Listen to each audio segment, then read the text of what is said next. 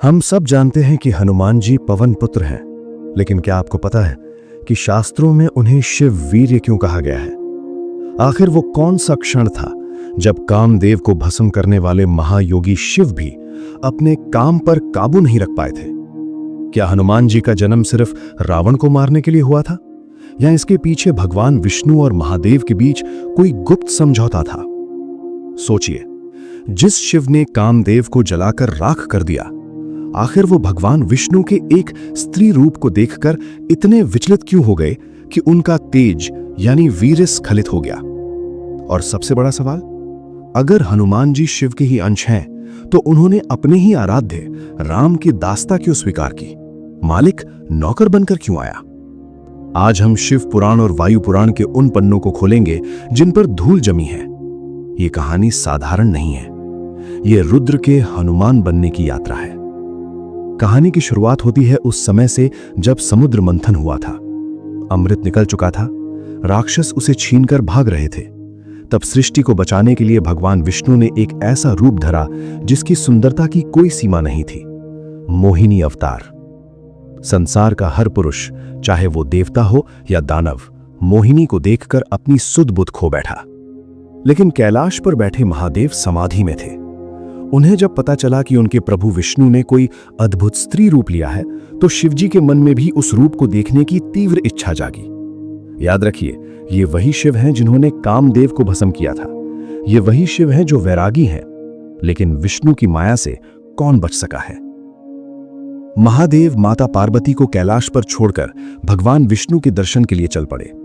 उन्हें लगा था कि वो सिर्फ दर्शन करने जा रहे हैं, लेकिन नियति ने कुछ और ही लिख रखा था। एक ऐसा वीर्य धरती पर आने वाला था जिसे आगे चलकर बजरंग बली बनना था। शिवजी जब वहां पहुंचे तो भगवान विष्णु ने लीला रची। अचानक शिवजी के सामने एक उद्यान में वो मोहिनी प्रकट हुई। शास्त्र कहते हैं कि वो दृश्य इतना अलौकिक था कि स्वयं कालों के काल महाकाल भी ठिठक गए। मोहिनी हवा के साथ खेल रही थी, उनकी साड़ी का पल्लू हवा में उड़ रहा था। शिवजी जो परम ज्ञानी है, उस पल ज्ञान भूल गए। विष्णु की माया ने शिव के वैराग्य पर पर्दा डाल दिया। महादेव उस मोहिनी रूप के पीछे भागने लगे। कल्पना कीजिए, त्रिलोक का स्वामी एक स्त्री के पीछे भाग रहा है। यह कोई साधारण काम वासना नहीं थी, ये एक दैवीय लीला थी, क्योंकि प्रकृति जानती थी कि आने वाला समय बहुत भयानक है। रावण जैसा शक्तिशाली राक्षस जन्म लेने वाला था, जिसे मारने के लिए सामान्य वानर या भालू काफी नहीं थे। उसे मारने के लिए शिव के क्रोध और विष्णु के धैर्य का मिलन जरूरी था। जैसे जैसे शिवजी मोहिनी के करीब जा रहे थे, उनके शरीर का तापमान बढ़ने लगा। उनके भीतर की ऊर्जा, उनका तेज उबलने लगा। और अंत में वो क्षण आया जब शिवजी ने मोहिनी को स्पर्श करने का प्रयास किया और उनका अमोघ वीर्य यानी सीड स्खलित होकर धरती पर गिरने लगा। लेकिन ठहरिए, अगर वो वीर्य सीधे धरती पर गिर जाता तो पूरी पृथ्वी भस्म हो जाती। शिव का तेज इतना प्रचंड था कि धरती उसे सहन नहीं कर सकती थी। तो फिर उस वीर्य को किसने रोका? किसने संभाला महादेव के उस अंश को? मित्रों, जैसा मैंने कहा, शिव का वो स्खलित तेज साधारण नहीं था। उसमें इतनी ऊर्जा थी कि वो पहाड़ों को पिघला सकता था। जैसे ही वो तेज धरती की ओर बढ़ा, देवताओं में हाहाकार मच गया। पृथ्वी जलने ही वाली थी कि तभी वहां सप्तऋषि प्रकट हुए। सप्तऋषियों ने अपनी दिव्य शक्तियों से उस गिरते हुए तेज को एक वट पत्र पर रोक लिया, लेकिन वो पत्ता भी उस गर्मी से कांपने लगा। तब महादेव, जो अब मोहिनी के प्रभाव से बाहर आ चुके थे, उन्होंने ऋषियों से कहा, इस तेज को व्यर्थ मत जाने देना। ये मेरे और विष्णु के मिलन का परिणाम है। इसे वहां पहुंचाओ जहां इसकी सबसे ज्यादा जरूरत है। इसे अंजना के पास ले जाओ। अब सवाल यह है, आखिर अंजना ही क्यों? हजारों रानियां थीं, हजारों देवियां थीं, फिर एक वानरी को ही शिव का पुत्र क्यों मिलना था? इसके पीछे एक ऐसा राज है जो सतयुग से जुड़ा है। माता अंजना अपने पिछले जन्म में कोई साधारण वानरी नहीं थी। वो स्वर्ग की सबसे सुंदर अप्सरा थी, पुंजकस्थला। उन्हें अपने रूप पर बहुत घमंड था। एक बार एक महान ऋषि तपस्या कर रहे थे। उनका शरीर तप के कारण थोड़ा अजीब हो गया था, शायद वानर जैसा दिखता था। पुंजकस्थला ने जवानी के नशे में उन ऋषि का मजाक उड़ाया। उन्होंने उन पर पत्थर फेंके और हंसी उड़ाई। ऋषि की आंखें खुली। क्रोध में आकर उन्होंने शाप दिया, ए रूप गर्विता, तूने एक वानर जैसे दिखने वाले तपस्वी का अपमान किया है। जा, मैं तुझे शाप देता हूं। अगले जन्म में तू उसी वानर कुल में पैदा होगी जिसका तूने मजाक उड़ाया है। पुंजकस्थला ऋषियों के चरणों में गिर गई। वो रोने लगी, मुनिवर मुझे क्षमा करें, ये तो बहुत बड़ा दंड है। ऋषि का दिल पसीज गया। उन्होंने कहा, मेरा शाप वापस तो नहीं लिया जा सकता, लेकिन सुन, जिस वानर रूप से तुझे घृणा है उसी रूप में तेरे गर्भ से एक ऐसा बालक जन्म लेगा जिसके सामने स्वयं त्रिदेव भी नतमस्तक होंगे। यही वो शाप था जो वरदान बन गया। यही कारण था कि अप्सरा पुंजकस्थला धरती पर अंजना बनकर आई थी और वानर राज केसरी की पत्नी बनी। अब वापस आते हैं उस तेज पर जो सप्त ऋषियों के पास था। महादेव ने आदेश दिया, इस तेज को ले जाने का सामर्थ्य केवल एक में है और वो है वायुदेव। वायुदेव प्रकट हुए, लेकिन सोचिए, शिव का तेज इतना भारी और गर्म था कि स्वयं वायुदेव की गति भी धीमी पड़ गई। महादेव ने वायुदेव से कहा, पवन, इसे तुरंत अंजना के पास ले जाओ। वो पुत्र प्राप्ति के लिए मेरी ही तपस्या कर रही हैं। उधर माता अंजना घने जंगल में एक पैर पर खड़ी होकर शिव जी की कठोर तपस्या कर रही थीं। उनकी आंखों में आंसू थे, होठों पर सिर्फ नमः शिवाय था। वो मांग रही थी, हे प्रभु, मुझे एक ऐसा पुत्र दो जो रुद्र जैसा शक्तिशाली हो। और तभी वहां एक चमत्कार हुआ। वायुदेव अदृश्य रूप में वहां पहुंचे। अब यहां एक बहुत बड़ा रहस्य है जो लोग अक्सर गलत बताते हैं। हनुमान जी का जन्म पेट से नहीं बल्कि एक दिव्य प्रक्रिया से हुआ था। वायुदेव ने देखा कि माता अंजना ध्यान में मग्न है। उन्होंने शिव के उस मंत्र मुग्ध तेज को माता अंजना के कर्णरंध्र यानी कान के छिद्र के माध्यम से उनके शरीर में स्थापित कर दिया। कुछ कथाएं कहती हैं कि वो तेज वायु के जरिए उनके हाथों में आया और उन्होंने उसे ग्रहण किया। लेकिन जैसे ही वो शिव अंश अंजना के भीतर गया, माता अंजना का पूरा शरीर कांप उठा। उन्हें लगा जैसे उनके भीतर सैकड़ों सूर्य एक साथ चमक उठे हों। गुफा के अंदर एक दिव्य प्रकाश फैला और चैत्र पूर्णिमा की उस पवित्र तिथि पर माता अंजना के गर्भ से उस बालक ने जन्म लिया जिसे दुनिया संकट मोचन के नाम से जानने वाली थी। लेकिन ठहरिए, जब एक सामान्य बच्चा पैदा होता है तो वो रोता है, वाह वाह, लेकिन शिव का ये अंश रोया नहीं। शास्त्र कहते हैं कि जन्म लेते ही इस बालक ने अपनी आंखें खोली और सबसे पहले अपनी मां को देखा। उनकी आंखों में कोई डर नहीं था बल्कि एक अजीब सी भूख थी। बालक का शरीर सोने की तरह चमक रहा था। उन्होंने कानों में कुंडल पहने हुए थे जो जन्मजात थे।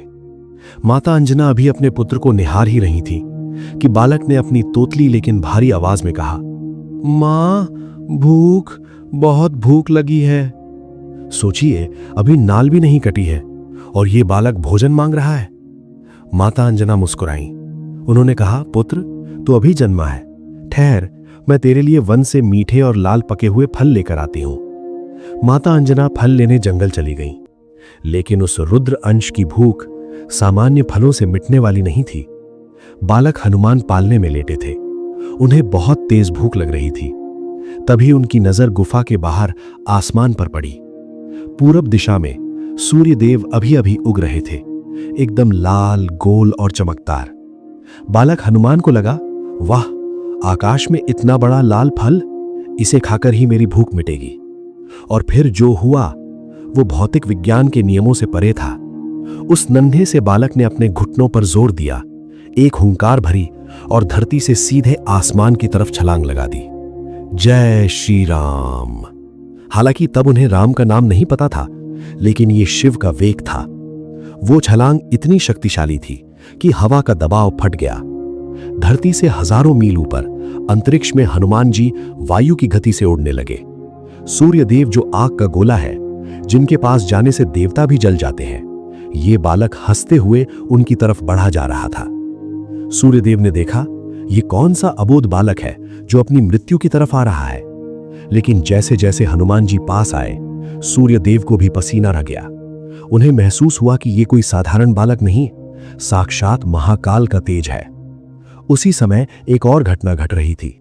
उस दिन सूर्य ग्रहण करने वाला था। राहु सूर्य को ग्रसने यानी निगलने के लिए आ रहा था, लेकिन राहु ने देखा कि उससे पहले ही कोई दूसरा बालक सूर्य को पकड़ने जा रहा है। हनुमान जी ने राहु को देखा। उन्हें लगा ये कोई काला कीड़ा है। उन्होंने एक हाथ मारा और राहु को हजारों मील दूर फेंक दिया। राहु घबराकर देवराज इंद्र के पास भागा। त्राहिमाम त्राहिमाम देवराज, आज सूर्य को मैं नहीं कोई और ही खाने आ गया है। देवराज इंद्र वहां पहुंचे। उन्होंने देखा कि एक जिद्दी बालक सूर्य को निगलने ही वाला है। अगर सूर्य निगल लिया गया तो सृष्टि में अंधेरा हो जाएगा, सब खत्म हो जाएगा। इंद्र ने चेतावनी दी, बालक रुक जा, ये कोई फल नहीं, सूर्य देव है। लेकिन हनुमान जी को तो बस भूख मिटानी थी। उन्होंने इंद्र की बात अनसुनी कर दी और सूर्य को लगभग अपने मुंह में भर लिया। घबराहट में और क्रोध में आकर देवराज इंद्र ने अपनी सबसे घातक शक्ति का प्रयोग किया। उन्होंने अपना वज्र उस नन्हे से बालक पर चला दिया। धड़ाण! वज्र सीधे जाकर हनुमान जी की हनु यानी ठोड़ी पर लगा। शिव का वो अंश, वो छोटा सा बालक वज्र की चोट खाकर बेहोश हो गया और आसमान से धरती की तरफ गिरने लगा। जैसे एक टूटता हुआ तारा गिरता है, वैसे ही हनुमान जी गिरे। बालक धरती पर गिरा, उसकी सांसें अटक गईं। ये देखकर उनके पिता वायुदेव क्रोध से पागल हो गए। किसने मेरे पुत्र पर प्रहार किया?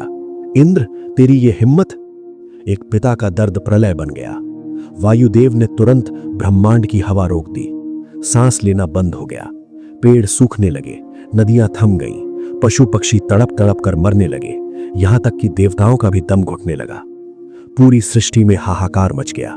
ब्रह्मा, विष्णु, महेश सबको अपनी समाधि तोड़नी पड़ी, क्योंकि अगर हवा नहीं तो जीवन नहीं। कल्पना कीजिए एक ऐसी दुनिया जहां हवा ना हो। पिता वायुदेव अपने पुत्र के अचेत शरीर को लेकर एक गुफा में जाकर बैठ गए। उन्होंने अपना संचार बंद कर दिया। तीनों लोकों में त्राहिमाम मच गया। देवताओं के शरीर फूलने लगे, असुर तड़पने लगे, पृथ्वी पर जीवन बुझने लगा। तब सारे देवता इंद्र, सूर्य, यम, वरुण सब दौड़ते हुए पितामह ब्रह्मा जी के पास पहुंचे। ब्रह्मा जी ने उन्हें लेकर उस गुफा में गए जहां वायुदेव क्रोध में बैठे थे। ब्रह्मा जी ने देखा कि रुद्र का अंश धरती पर पड़ा है। उन्होंने अपने कमंडल से पवित्र जल छिड़का और उस बालक के सिर पर हाथ फेरा। ब्रह्मा जी के स्पर्श से बालक ने आंखें खोल दी। जैसे ही बालक जीवित हुआ, वायुदेव का क्रोध शांत हुआ और ब्रह्मांड में फिर से ठंडी हवा बहने लगी, सांसें लौट आईं। लेकिन इंद्र को अपनी गलती का एहसास हो गया था। उन्होंने महाकाल के अंश पर प्रहार किया था। प्रायश्चित करने के लिए सभी देवताओं ने उस बालक पर अपने अपने वरदानों की वर्षा कर दी और यहीं से वो साधारण बालक बना महाबली। देवराज इंद्र ने कहा, हे बालक, मेरे वज्र ने तुम पर प्रहार किया, इसलिए आज से मेरा वज्र भी तुम्हारा कुछ नहीं बिगाड़ सकेगा। तुम्हारा शरीर वज्र से भी कठोर होगा। सूर्यदेव बोले, मैं इसे अपना तेज देता हूं और मैं स्वयं इसे शस्त्र और शास्त्र की शिक्षा दूंगा। वरुणदेव जल देवता ने कहा, पानी इसे कभी डुबो नहीं पाएगा। अग्निदेव ने कहा, आग इसे कभी जला नहीं पाएगी। यमराज मृत्यु के देवता ने कहा, यह बालक अपने समय से पहले कभी नहीं मरेगा, इसे मृत्यु का भय नहीं होगा। ब्रह्मा जी ने सबसे बड़ा वरदान दिया, इस बालक पर कोई भी ब्रह्मपाश या ब्रह्मास्त्र असर नहीं करेगा, यह चिरंजीवी होगा। सोचिए, एक ही शरीर में इंद्र का बल, सूर्य का तेज, वायु की गति और रुद्र का क्रोध। ऐसा योद्धा न कभी जन्मा था, न कभी जन्मेगा। अंत में देवराज इंद्र ने उस बालक के चेहरे को देखा। वज्र लगने के कारण बालक की ठोडी, जिसे संस्कृत में हनु कहते हैं, वो थोड़ी टूट गई थी और टेढ़ी हो गई थी। इंद्र ने कहा, आज से तीनों लोकों में यह बालक अपने इसी निशान से पहचाना जाएगा। जिसकी हनु यानी ठोडी पर मान हो, वो कहलाएगा हनुमान। वही हनुमान जिन्होंने आगे चलकर समुद्र लांघा, लंका जलाई और पर्वत उठाया। तो मित्रों, ये थी शिवजी के वीर से हनुमान बनने की गाथा। लेकिन जाते जाते एक बात सोचिएगा, शक्तियां मिलने के बाद इंसान अहंकारी हो जाता है। रावण इसका उदाहरण था। लेकिन हनुमान जी के पास ब्रह्मांड की सारी शक्तियां थीं, फिर भी उन्होंने सिंहासन नहीं मांगा। उन्होंने क्या मांगा? सिर्फ प्रभु श्री राम के चरणों में बैठने की जगह, क्योंकि वो जानते थे कि शक्ति का असली उद्देश्य अहंकार नहीं बल्कि सेवा है। यही कारण है कि आज दुनिया में राम जी के मंदिरों से ज्यादा हनुमान जी के मंदिर हैं, क्योंकि भक्त भगवान से भी बड़ा हो गया। अगर इस कथा ने आपके रोंगटे खड़े किए हैं तो कमेंट में एक बार पूरी ताकत से लिखें, जय बजरंगबली। ऐसी ही और अनसुनी कथाओं के लिए कथा एरा को सब्सक्राइब करें और घंटी बजाएं। हम फिर मिलेंगे एक नए रहस्य के साथ। सियावर रामचंद्र की जय, पवन सुत हनुमान की जय।